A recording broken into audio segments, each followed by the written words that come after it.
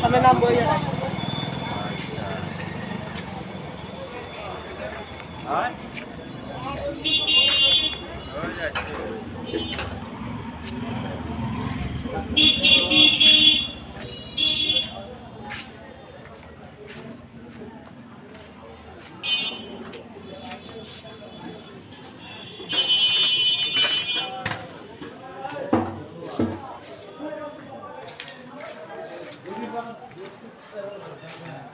আসসালামু আলাইকুম ভিউয়ার্স,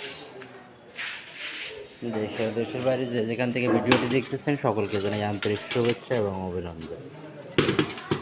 আপনারা দেখতেছেন এটি একটি চাউল থেকে আটা করার একটি নেট বা জাল বা ফ্রেম যেটা বলি, মূলত এটি হলো ওই নেট। এটা থেকে চাউল থেকে আটা হয়ে এই দিক দিয়ে বের হয়।